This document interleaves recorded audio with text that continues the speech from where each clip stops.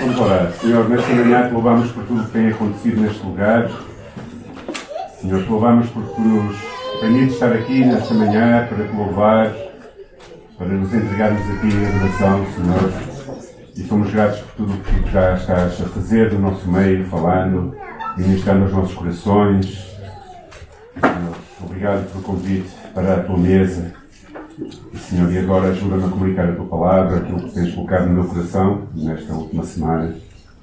E ajuda-me a comunicar de acordo com a tua vontade. Eu sou um vaso imperfeito nas tuas mãos, mas tu és perfeito e poderoso e tu podes colmatar as minhas imperfeições. Por isso, Senhor, te entregamos este tempo e pedimos que tu nos fales no nome de Jesus Cristo. Amém. Então, na realidade, este pensamento, este título, surgiu quando eu estive agora 10 dias a descansar, em Sesimbra.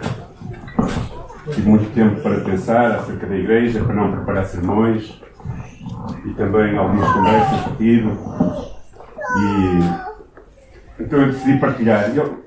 Quem me conhece sabe que eu normalmente gosto de fazer pregações mais expositivas, mas hoje vou falar mais uma pregação mais temática. Vencer as crises na igreja. O que é uma crise? Como é que ela impacta as nossas vidas? Eu acho que todos nós conhecemos a palavra crise e acho que todos nós às vezes sofremos crises. Seja na nossa saúde, no nosso casamento, seja... Aleluia! Quando eu falei do casamento. No nosso casamento, no nosso trabalho, nas nossas relações com a família. Enfrentamos desafios e crises, às vezes. E a crise, em termos gerais, apresenta-se sempre como um grande desafio que vai alterar a normalidade da nossa vida. Ok? Ou seja, coisas que eram normais passam a ser incertas, ameaçam o nosso equilíbrio emocional, o nosso saúde emocional e, muitas vezes, a nossa saúde espiritual também. Crises podem surgir por diversos motivos. Às vezes elas surgem porque vêm de fora, do nosso exterior, coisas que acontecem. Outras vezes são dificuldades internas nossas mesmas de lidar com situações. Outras vezes até são coisas que nós semeamos. Coisas que nós fizemos, coisas que nós escolhemos fazer e que depois, mais à frente, se tornam crises na nossa vida. E na igreja é a mesma coisa. Agora, as crises têm sempre uma coisa em comum. Sejam pessoais, sejam na igreja, sejam no trabalho, sejam na família, sejam onde for. É que ela tem um poder único para nos testar. Ou seja, quando nós passamos por crises, as nossas fundações, a nossa fé, a nossa crença, o nosso caráter, ele vai ser testado. Ele vai ser abalado. E, de alguma forma, ela vai revelar quem nós somos, qual é a nossa matéria, em que é que nós acreditamos e também, ao mesmo tempo, vai mostrar as nossas fraquezas, vulnerabilidades, aquilo que nós somos fracos. É como se, de repente, tudo fosse abalado e tudo aquilo que nós pensamos que era seguro e que tínhamos como seguro na nossa vida, de repente se desmorona e nós começamos a olhar para as coisas com outra perspectiva. Incerteza, medos, inseguranças, muitas coisas surgem na nossa vida. E depois de ouvir várias vezes, várias conversas ao longo destes últimos tempos, que estamos a passar como igreja uma situação diferente, de alguma normalidade, tenho ouvido muitas vezes coisas como estas, que vou pôr aqui, acho eu que vou conseguir pôr, eu não sou muito bom nestas coisas. Ok. A igreja está doente. Tenho ouvido pessoas dizer, a igreja está doente. A igreja está em crise. Há divisões na igreja. Há pessoas que já não têm o mesmo compromisso. Isto são palavras que eu ouvi nos últimos meses, algumas vezes e com recorrência. E talvez nós já tenhamos sentido o peso destas palavras, de pessoas que nos disseram, que nos falaram, e talvez nós também já contribuímos para falar palavras tipo estas. A igreja está doente. Às vezes podemos sentir-nos magoados com coisas, desiludidos com coisas, E normalmente sempre ficamos magoados ou desiludidos com falhas de outras pessoas, desmotivados com os irmãos, às vezes motivados com o pastor ou com a liderança, ou com a direção da igreja em alguma coisa, mas devemos lembrar-nos de uma coisa importante. E essa coisa é que a igreja não é uma instituição perfeita, mas ela é o corpo de Cristo. Ou seja, nós somos o corpo de Cristo na Terra. O Senhor não tem outro plano para a humanidade, que não seja usar a sua igreja para levar Cristo até àqueles que estão perdidos. Tu e eu somos a resposta de Deus, somos o plano de Deus para abençoar o mundo e as nações e a nossa comunidade, os nossos vizinhos. A igreja em si não é perfeita, mas ela é o corpo de Cristo. E o corpo de Cristo é formado por pessoas imperfeitas, mas que servem a um Deus que é perfeito. Deus é perfeito em tudo. E, na verdade, quando às vezes as coisas não correm como nós gostaríamos, nós fazemos algo disto. Quando algo não corre bem, somos tentados a reclamar, ou a apontar o dedo, a falar nos bastidores, a semear conversas que adoecem, que destroem e matam. Às vezes a igreja está doente, mas nós estamos a contribuir para adoecer a igreja. Com conversas, alimentando coisas, fazendo coisas que não deveríamos fazer, dando lugar à nossa língua. Já dizia Tiago, quem consegue dominar a língua? Eu às vezes, se pudesse, cortava. Porque também digo coisas que não devia dizer, às vezes.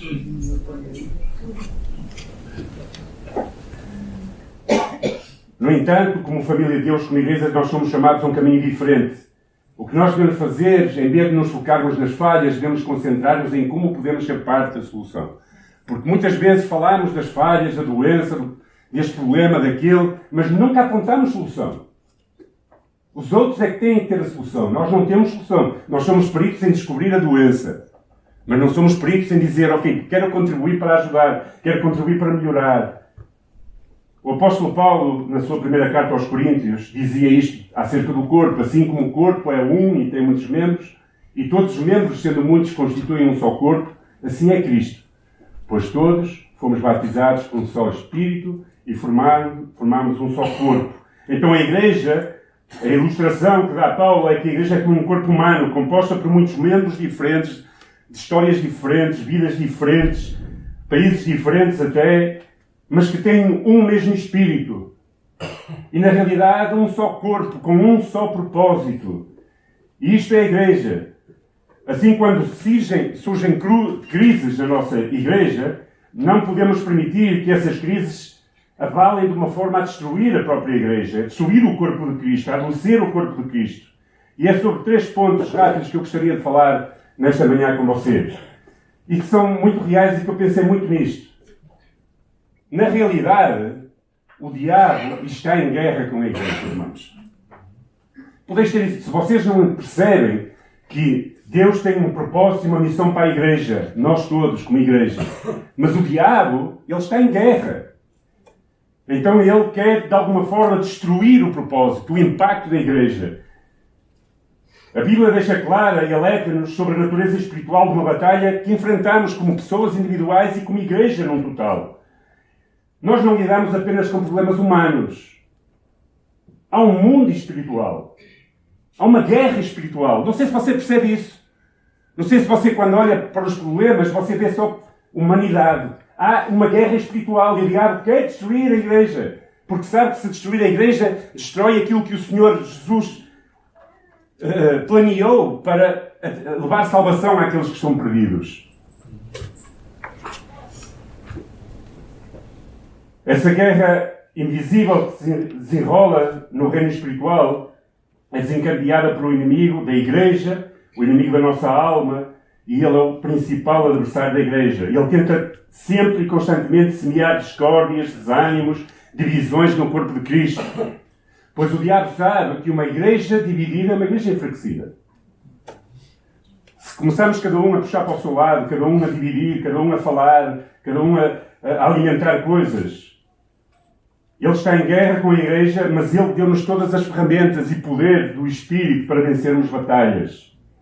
Desde que estejamos unidos a Jesus e uns com os outros. Percebendo que somos um corpo. Percebemos que pertencemos à mesma família da fé. O apóstolo Pedro advertia e dizia essas palavras. Sede sóbrios e vigiai. O vosso adversário, o diabo, anda em redor como um leão que ruge, procurando a quem possa devorar. E esta imagem é tremenda. Eu não sei quantos de vocês gostam de ver aqueles programas lá do canal Odisseia, do Mundo Animal. Vocês já perceberam como é que o leão caça? O leão, o rei da selva, não é? Ele não chega, não é o leão de Sporting também, é o leão mesmo da selva. O leão de Sporting anda a reinar aqui em Portugal, mas é o leão da selva. Então, o leão como é que faz? Ele não se apresenta, aqui está o poderoso Rei Leão. E aparece... Não, o leão é paciente. Ele desenvolve uma estratégia. Ele fica tempos, sorrateiramente, escondido, no meio da savana, até encontrar o momento certo para ir à caça. E é mesmo assim, às vezes, ele falha.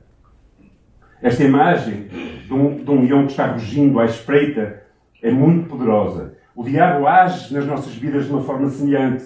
Ele não ataca sempre de forma direta e óbvia às nossas vidas. Ele espera oportunidades. E quando nós damos oportunidades e abrimos brechas e relaxamos e não estamos vigilantes, então ele ataca. E quando é que ele ataca as nossas vidas? Ataca as nossas vidas através de fraquezas e vulnerabilidades. Quando nós estamos mais fracos. Se eles estão a caçar, se vocês já experimentaram ver isso, normalmente, se for uma manada de algum grupo de animais, eles identificam os mais fracos, os mais vulneráveis, porque sabem que vai ser aquele que ele vai poder caçar mais facilmente. E ele faz isso no meio do povo. Ele faz isso com as nossas vidas. Ele procura atacar quem está mais vulnerável, menos vigilante. E nesses momentos, ele infiltra-se às vezes na nossa igreja, na nossa vida, usando as nossas fraquezas, as nossas queixas, os nossos ressentimentos, como brechas para criar divisões. Porque, na realidade, a tática do inimigo é dividir. Como nós dissemos, uma casa dividida será assolada. Todo o reino dividido, dizia o Senhor em Mateus, será assolado, e toda a cidade ou casa dividida contra si mesmo não irá subsistir. Então, se nós às vezes olhamos, pensamos no nosso coração e percebemos, ok, a igreja está doente, há alguma coisa doente, há uma crise na igreja. O que nós devemos fazer é tentar, ok, como é que eu posso unir forças para ajudar a resolver? Como é que eu posso contribuir para que isto sejamos fortalecidos? E não usar conversas, às vezes, e coisas em bastidores que não são edificantes e que só destroem, e que só separam, e que só dividem. E isso é o que o diabo quer. Porque ele vai usar todos os meios para dividir a igreja, a família, o que for. Porquê? Porque ele vai usar conflitos interpessoais, mal entendidos às vezes de palavras, as conversas que nós fazemos de grupos, às vezes vai usar ciúmes, às vezes vai usar o nosso orgulho, o nosso ressentimento de alguma coisa. Então, às vezes, irmãos, coisas que acontecem, pequenas queixas que poderiam ser resolvidas com humildade, amor, elas são amplificadas até se tornarem grandes barreiras que separam os irmãos em Cristo. Ou seja, às vezes quando nós temos algum roce, alguma coisa, alguma divergência com alguém, em lugar de procurar rapidamente resolver esse problema, andamos a semear discórdias por trás, conversas por trás, e só estamos a aumentar e a criar mais divisão.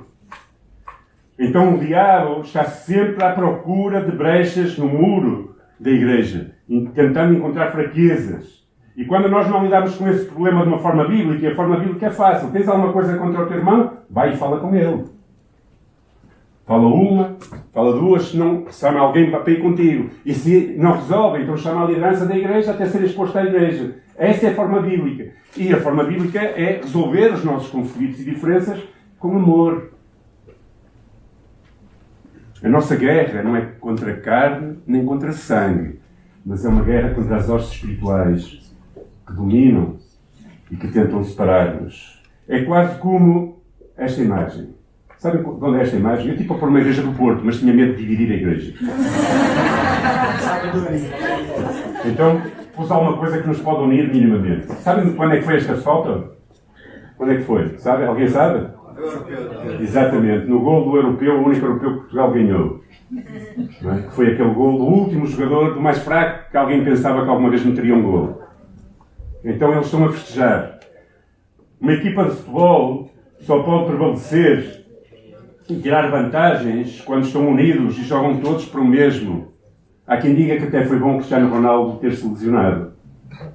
Porque há quem diga que uniram mais. Eu não acho que foi bom, eu não desejo mal nenhum ao homem, mas a verdade é que eles se uniram mais em torno de um só propósito, uma equipe, perceberam que tinham que trabalhar em conjunto. Então, quando começa a haver divergências, a discutir uns com os outros, o adversário rapidamente tira vantagem dessa falta de união e consegue alcançar o seu propósito. Na igreja é a mesma coisa, irmãos. Se nós permitimos que pequenas divergências, ofensas, conflitos, ou às vezes não concordar com tudo, nos divida, se nós não nos mantivermos unidos, nós nunca seremos uma equipe forte. E uma equipa forte não é uma equipe vencedora. Em tempos de crise, a tendência natural é focar-nos nas nossas queixas, nos nossos ressentimentos. Isso em todos os aspectos. Podes aplicar isto tudo. No teu casamento, no teu trabalho, na igreja, nas tuas relações. A tendência é sempre natural focar-nos nas nossas queixas, nos nossos ressentimentos. E o que é mais preocupante, e era isto que me estava a incomodar, me levava a orar muito pela igreja e por cada um de nós, é que nós não temos a consciência. Eu espero não ferir sensibilidades, mas eu tenho que falar isto. Tenho mesmo que falar isto. Nós às vezes não compreendemos que estamos a ser usados pelo diabo. Quando tu não consegues resolver as coisas de forma bíblica e usas a tua boca para incendiar, para espalhar coisas, para voltar irmãos contra irmãos, então, muitas vezes, tu estás a ser usado pelo diabo. E isso é triste. Não é? Eu, depois de estar a preparar este sermão, eu cada vez que quero falar alguma coisa, eu peço ao Senhor, dá-me sabedoria. Eu não quero ser usado por aquilo que é o inimigo da igreja. Não te deixes enganar, não te deixes usar pelo inimigo, mas mantém-te forte e unido. A nossa união é uma arma poderosa contra os ataques do inimigo. E quando permanecemos unidos nos tempos de crise, nós mostramos ao mundo o poder do Evangelho. Um poder que é capaz de transformar vidas e reconciliar pessoas. Isso é viver o Evangelho. Não permitas que o inimigo te use inconscientemente, de uma forma inconsciente. Usa a tua boca, usa as tuas ações, usa a tua vida para dividir, para adoecer, para destruir, porque esse é o plano do inimigo. Mas entrega-te a ele cada dia. Diz, Senhor, não permitas que eu seja usado para semear discórdia, para semear divisão, mas usa a minha vida para ser o teu nome glorificado e para unir a Igreja de Cristo. A segunda coisa que nós precisamos lidar nos tempos de crises, principalmente na Igreja, é esta. A Igreja é composta por pessoas imperfeitas, como um Senhor perfeito, como eu falei. Se houver aqui alguém perfeito, fez mal em ter vindo cá esta manhã. A Igreja não é um lugar para pessoas perfeitas. Esse é o ideal, mas não somos perfeitos, infelizmente. Um dos maiores desafios que enfrentamos na Igreja é aceitar que os outros não são perfeitos. Não todos somos perfeitos, não há perfeição a 100%. A Igreja é composta por pessoas imperfeitas, fragilidades, pecados, limitações, e muitas vezes a nossa convivência, trabalhar juntos, é um milagre de Deus. E às vezes há coisas que acontecem que são fricções, e essa convivência, por causa dessas imperfeições, às vezes é mais difícil. Contudo, precisamos lembrar-nos que as falhas, apesar dessas falhas humanas, temos um Senhor que é perfeito. E Ele é o dono da Igreja. E Ele é o cabeça da Igreja. O apóstolo Paulo, na carta aos Efésios, oferece-nos uma visão que diz assim: Cristo amou a Igreja e entregou-se por ela para a santificar, purificando-a com lavagem de água pela palavra, a fim de apresentá-la a si mesmo como uma Igreja gloriosa, sem mancha e sem rugas. Esta passagem, estes versículos, falam acerca da ação do Senhor Jesus pela Igreja. É a sua amada. É um amor sacrificial de Cristo. Ele a vê como uma igreja amada, que é comprada pelo sangue, pelo sacrifício, e que Ele mesmo está a trabalhar para a perfeição da igreja, para a purificar através do seu sangue. Irmãos, a igreja de Cristo, esta igreja não é minha. Quando vocês servem neste lugar, vocês não estão a servir a mim, ou ao pastor Samuel, ou a qualquer líder. Vocês estão a servir ao Senhor Jesus. Esta igreja é de Cristo. Esta igreja é de Cristo. Foi Ele que deu a sua vida. Eu posso me sacrificar um pouco, pastor Samuel, todos os líderes podem sacrificar um pouco. Mas Cristo deu a sua vida. Então, seres imperfeitos num só corpo. Mas é o corpo a qual Cristo se entregou para a santificar, deu a sua vida por ela, para a tornar uma igreja gloriosa. Homens passarão, a igreja seguirá sendo de Cristo, até à sua volta para a levar. Sempre. Por isso, quando estiveres a falar alguma coisa, ou estiveres a semear discórdias inconscientemente, lembra-te que o que estás a fazer é que estás a atacar a igreja de Cristo, não de homem algum, porque foi Cristo quem a comprou. Uma das grandes dificuldades quando nós enfrentamos imperfeições é lidar com estas imperfeições, com as falhas, com os pecados dos outros. Às vezes temos expectativas irrealistas. Eu às vezes tenho expectativas irrealistas em relação a outras pessoas, mais exigentes do que as minhas. É um pouco farisaico. Eu não vejo as minhas costas. Não é? Quando eu ia sair de casa, a minha mulher disse: tens a coisa toda arrugada, queres passar a ferro? E eu digo: eu não vejo as minhas costas. Não é? À frente vejo, também está um bocado arrugado. Então, o grande problema é as expectativas irrealistas em relação aos outros. Podemos ser tentados a exigir perfeição e, quando não acontece, criticamos duramente os erros e as falhas dos outros. Às vezes afastar-nos deles quando alguém não cumpre essas expectativas.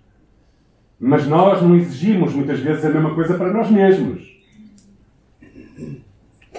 Como membros do corpo de Cristo, somos chamados a ter paciência, graça uns para com os outros, reconhecer que todos estamos neste tempo de transformação, neste processo de transformação. Todos nós. Desde o pastor até a pessoa que se converteu há menos tempo. Todos nós estamos a ser trabalhados por Cristo. Não é? É esta imagem, mais ou menos. Quem já trabalhou com barro? Aqui no sábado de artes tivemos a oportunidade de quem quisesse trabalhar com barro. Mas na escola, não sei, vocês provavelmente trabalharam com barro. E era uma coisa interessante. Eu por acaso gostava de trabalhar quando estava na escola. O barro em si só, ele não tem perfeição. Quando se começa a trabalhar o barro, é preciso juntar lá a água e tal, e ele torna-se maleável. E, por exemplo, o barro não pode ser levado ao forno se tiver impurezas, não é? Porque senão ele vai estourar. Então o leiro tem que estar a trabalhar, maleável, não é? Parece frágil, as mãos do leiro vão trabalhando, vão transformando numa obra de arte. E ele trabalha com paciência, remove as impurezas, vai moldando o vaso, e quando é necessário, às vezes, ele quebra. E começa outra vez, porque a coisa não está a ser perfeita. Exatamente nas nossas vidas é igual, meus queridos. Todos nós estamos a ser moldados pelo Senhor. Todos. E às vezes o Senhor precisa tirar impurezas da nossa vida, precisa de tirar imperfeições, precisa de moldar-nos e às vezes precisa de quebrar-nos. Para fazer o que Ele quer e cumprir os seus propósitos na nossa vida. Por isso, todos nós estamos neste processo. Precisamos de fazer, no meio destas incertezas, destas circunstâncias, como é que nós precisamos ou podemos viver? O que fazer? Primeiro, reconheça a sua própria imperfeição. Não se exija de si demais, nem exija dos outros. Não aponte rapidamente a falha dos outros, mas comece por reconhecer as suas. Todos nós precisamos de graça diariamente para viver o cristianismo e o Evangelho. E devemos ser humildes o suficiente para admitir isto. Todos estamos em processo de transformação. Segunda coisa, coloque a sua confiança e os seus olhos em Cristo e não nas pessoas. As pessoas sempre vão falhar, meus queridos. Eu vou falhar e vou entristecer pessoas. Outros vão falhar na sua vida. Você vai falhar na vida de outros. O seu foco, a sua fé, os seus olhos têm que estar em Jesus Cristo. Se alguém te decepcionou, magoou, precisas lembrar que essa pessoa também está a ser trabalhada na sua imperfeição. E precisa olhar para Cristo, porque Ele é o único que é perfeito. E Ele nunca te vai desiludir. Acredita. Nunca te vai desiludir. Precisamos todos de praticar perdão e paciência. Devemos ser rápidos em perdoar e pacientes uns com os outros. Estamos neste processo de crescimento. É difícil praticar perdão, mas praticar perdão não é uma opção. É um mandamento. Devemos ser rápidos a perdoar, devemos ser pacientes com as outras pessoas, devemos usar da graça que recebemos também de Cristo. E dessa forma, se nós reconhecemos a nossa própria imperfeição, nós temos mais dificuldade em acusar os outros das suas. Quando nós olhamos para Cristo, nós sabemos que Ele é o Senhor da Igreja e Ele é o único que é perfeito. As pessoas não são perfeitas e vão sempre falhar. E nós também vamos falhar. E quando estás magoado, quando há alguma coisa que não te agrada, pratica o perdão e a paciência. Só tens que fazer a mesma coisa que esperas que o Senhor faça contigo. Perdão e paciência. Perdoa e ser paciente. E terceiro e último aspecto. Somente unidos a Igreja pode prevalecer, como nós dissemos já várias vezes. A força da Igreja reside na sua unidade, uns com os outros e todos com Jesus. Unidos como corpo e unidos a Jesus Cristo. Todos nós. Assim somos nós na Igreja. E devemos ser nós na Igreja, porque a Igreja só pode cumprir o propósito para o qual Deus a estabeleceu através de Jesus Cristo, se, tal como nós falámos, a casa não estiver dividida contra si mesmo, porque senão ela não vai subsistir. Se permitirmos que o nosso orgulho, o nosso eu acho que é, o nosso teria que ser assim, o nosso isto é que é certo e o outro é que é errado, seja um cavalo de batalha, isso vai levantar orgulho em nós, vai provocar divisão, vai haver ressentimentos e a Igreja vai enfraquecer o seu testemunho e passa a sua missão a ser comprometida. Como podemos fazer? Oração é um pilar para a unidade. O Senhor Jesus, quando pensava acerca da Igreja, ele dizia em João capítulo 17, 21, na sua oração, que todos sejam um, como tu, ó Pai, estás em mim e eu em ti. Que também eles estejam em nós, para que o mundo creia que tu me enviastes. Então, quando nós estamos unidos, tal como Jesus e o Pai, unidos uns com os outros e unidos a Ele, o mundo vai ver alguma coisa diferente em nós. Esta oração de Jesus expressa um desejo profundo de que nós estejamos unidos, e esta unidade não é apenas uma recomendação, mas é algo imperativo, necessário, é algo espiritual, é algo que tem que acontecer para que o sucesso da missão da Igreja possa continuar a ir contra as portas do inferno. Porque essa é a missão da Igreja, não é? Diz a palavra, nem as portas do inferno irão prevalecer. Não é as portas da Igreja que resistirão ao inferno. É a Igreja ir ao encontro do inferno. E só podemos ir se estivermos unidos, se orarmos, se nos unirmos por esta unidade.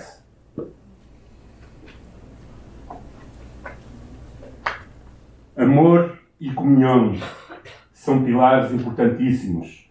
Temos que ser uma comunidade que reflete amor e a comunhão uns com os outros e com Deus.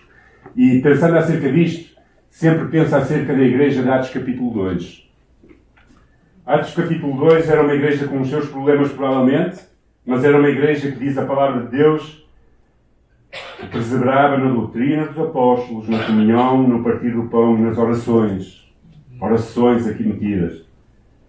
Diz que eles estavam todos juntos, no versículo 44, e tinham tudo em comum. Ou seja, um nível de generosidade extraordinário. E diz, o Senhor acrescentava no versículo 47, diariamente aqueles que iam ser salvos. Quando a igreja está junta, em comunhão, em oração, em generosidade, em perdão, juntos uns com os outros, esta unidade cria um impacto e a missão se estabelece e alcança aqueles que haviam de ser salvos. Isso acontece hoje igual. Irmãos, se a igreja está doente, tu estás doente. Porque tu és igreja. A igreja não é o pastor Samuel, Jacinta, Ismael. A igreja somos todos nós. precisamos orar mais, precisamos procurar ter amor pelos outros, procurar comunhão com os outros. Infelizmente, muitas vezes a igreja é abalada e igrejas são abaladas por divisões internas causadas por maus entendidos que se levanta como orgulho e falta de perdão e amor. Eu sempre penso, quando o Paulo estava a escrever aos Gálatas no capítulo 5, que ele fala acerca da lei da liberdade do amor, ele diz estas palavras, diz: amai-vos uns aos outros, e depois diz estas palavras no versículo 15: mas se vos mordais e devorais, vede que não vos consumais. E às vezes estamos a consumir-nos uns aos outros, não percebendo que estamos a consumir o corpo de Cristo. Em lugar de contribuir para a cura, estamos a contribuir ainda para agravar mais a doença. Que o Senhor nos dê graça. Quando os cristãos estão em conflito, isto era referente ao anterior, quando os cristãos estão em conflito, o foco sai de Cristo e da missão e concentra-se nas ofensas pessoais, nas diferenças, na opinião e nos interesses individuais. E quando o foco sai de Cristo, sai de tudo. Nós nos concentramos no nosso orgulho, na nossa razão, naquilo que achamos que tem que ser, nos nossos próprios interesses pessoais e ofendemos uns aos outros. Isso acontece na igreja, volto a dizer, no casamento, na família, no trabalho, isso aplica-se a tudo. Há uns anos atrás, o pastor Samuel usou esta ilustração. Não foi esta, mas foi uma ilustração parecida. E até tivemos umas cordas. O lema do ano era: unidos, somos mais fortes. E depois eu tive a pulseirinha durante anos, acho até que apareceu, tomar banho, ela era... foi tanto tempo. Mas isto é a ilustração desta corda, não é? Ou seja, a força de uma corda está no conjunto daqueles fios pequeninos que se entrelaçam entre eles e que a tornam resistente. Se nós desfizermos aquela corda e pegarmos em cada fio, ele é fraquinho. Vai se desfazer.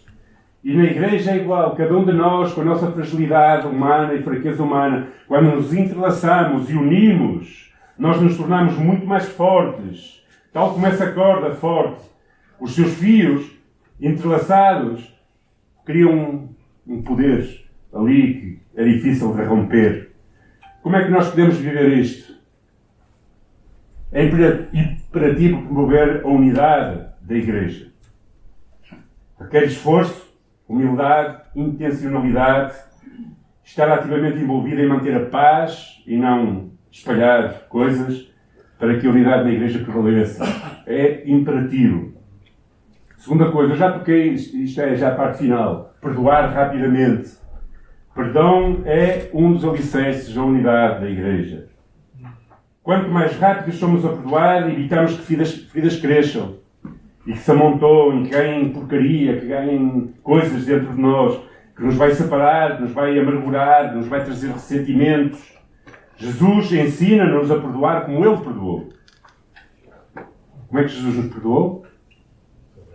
De forma ilimitada. Ele não pôs condições. Perdoou. Resolva os seus conflitos com amor. Eles são inevitáveis em qualquer comunidade, mas a forma como tratamos os conflitos vai fazer toda a diferença. Aborde o irmão em amor e humildade, sempre com o objetivo de restaurar e não de separar, nem de mostrar que estamos certos. Às vezes, quando estamos em divergências de opiniões, começamos a falar, mas queremos sempre impor que nós é que estamos certos. Às vezes, numa igreja, não há eu perco, eu ganho e tu perdes. Num casamento não há, nem em qualquer relação, não há eu ganho e tu perdes. Se o teu irmão perde, tu também perdes. No casamento e nas relações. Colocar o coletivo acima dos interesses pessoais. O que é melhor para a igreja? Não é o que é melhor para mim. O que é melhor para a igreja? O que é melhor para o corpo? Que as tuas preferências e desejos não estejam acima do bem da comunidade.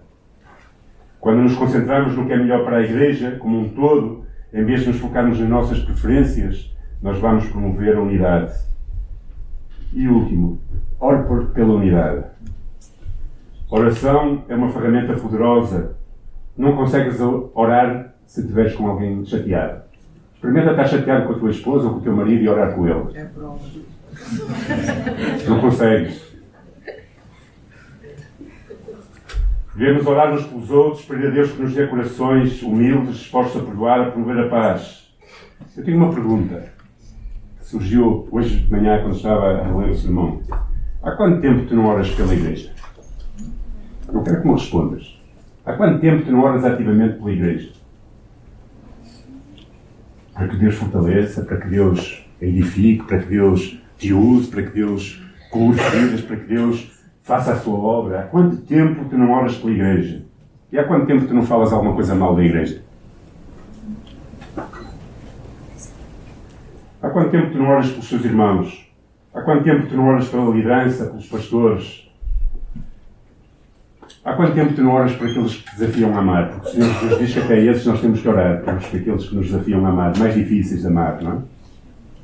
São perguntas para tu refletires. Eu preciso das vossas orações. E vocês precisam das minhas orações. Orar é algo importante. Precisamos reconhecer que o verdadeiro inimigo não é o pastor ou a liderança, não é o nosso irmão ou a nossa irmã, mas é o diabo que tenta dividir-nos para destruir. E ele é o inimigo da igreja. Não nos consumamos uns aos outros, não nos devoremos uns aos outros. Oremos uns pelos outros. Se a igreja está doente, significa que todos nós estamos doentes. E essa cura começa com a nossa unidade em Cristo, uns com os outros, para sermos uma igreja de Jesus e para Jesus. Precisamos reconhecer que verdadeiramente precisamos de orar uns pelos outros. Nesta semana, precisamos ser agentes de transformação, de unidade na igreja. Procuremos resolver mal-entendidos. Decide perdoar, porque perdoar é uma decisão a quem te ofendeu. Decide restaurar relacionamentos que talvez estejam perdidos. Se tu és uma das pessoas que achas que há doença na igreja e tens alguma coisa contra alguém dentro da igreja, então tu és uma das pessoas que estás doente. Por isso procura, age, perdoa, procura aquele que te ofendeu, resolve esse mal-entendido. Junta-te ao movimento de oração e jejum que vai acontecer durante esta semana. Esta semana vamos estar a orar pela igreja, especificamente, por nós, por vários motivos, mas especialmente pela igreja. Junta-te ao movimento de oração, vai haver de manhã, online, oração, a igreja vai estar aberta à noite, vamos terminar com uma vigília de oração. Junta-te, ora. Usa a tua boca para abençoar, para ser fonte de bênção. Mantenha os teus olhos fixos em Jesus, não em mim, porque senão vais decepcionar, ou qualquer outro homem. E tal como Jesus orou, oremos nós, que todos sejam um, como tu, ó Pai, estás em mim e eu em ti. Porque unidos a Cristo, nós seremos invencíveis.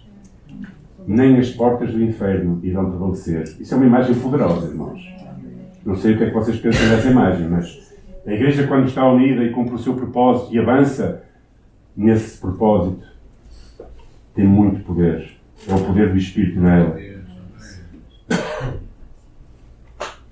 Que a igreja, tu e eu, possamos dizer: não tenho crise, mas tenho Cristo. Amém? Vamos orar. Senhor, nesta manhã, eu te louvo por cada um dos que estamos aqui presentes, Senhor. Senhor, foram comprados com o teu sangue. Ninguém está aqui graças a mim ou a qualquer outro homem. Embora possamos ter falado do Evangelho, ou possamos ter partilhado, Senhor, é graças a Ti. Foste Tu que nos alcançaste com a Tua graça, perdoaste as nossas falhas, as nossas imperfeições, os nossos pecados, Senhor. A nossa inimizade contra Ti, Tu nos perdoaste, Pai. Por isso, Senhor, ajuda-nos a ter o mesmo amor que Tu tiveste para connosco, perdoar-nos uns aos outros, olhar para o irmão e perceber, Senhor, que ele também é frágil e imperfeito, tal como nós somos. Senhor, mantenha a Tua igreja unida para que cumpra o seu propósito na terra, Senhor. Senhor, não permitas que nós usemos a nossa boca para falar coisas que dividem e destroem. Livra-nos, Pai, que nós percebamos que tantas vezes inconscientemente, eu sei que é inconscientemente, mas somos usados pelo maligno, Senhor. Perdoa-nos quando o fazemos, Senhor. Restaura o nosso coração, Dá-nos amor e paixão pela tua igreja, Senhor. 1/10 do teu amor pela tua igreja, porque tu deste tudo. Tu morrestes por ela, tu a compraste com o sangue, Senhor Jesus. E tu estás a trabalhar para a purificar. Por isso, Senhor, nós queremos ser como o barro, maleáveis às tuas mãos, para que tu retires impureza de cada um de nós, Senhor, para que tu nos vás aperfeiçoando à imagem que tu queres que nós sejamos, e essa imagem até chegarmos até à estatura de Cristo. Por isso, até ao fim dos nossos dias. Guarda-nos, Senhor, do mal. Abençoa as nossas vidas, abençoa a liderança, os pastores, Senhor. Abençoa, Senhor, cada irmão, abençoa os que estão a passar por dificuldades, abençoa aqueles que estão em lutas. Faz-nos um, como tu e o Pai és um, Senhor. E ajuda-nos nesta semana a levantar a nossa voz para orar pela igreja, Senhor. Orar uns pelos outros, unir-nos em oração, Senhor, para que possamos ser fortalecidos neste vínculo, Senhor, de amor e de comunhão. Sê connosco. Obrigado. Obrigado, Jesus, por quem tu és e por quem tu nos fazes ser em ti. No nome de Jesus Cristo. Amém. Deus abençoe. Amém.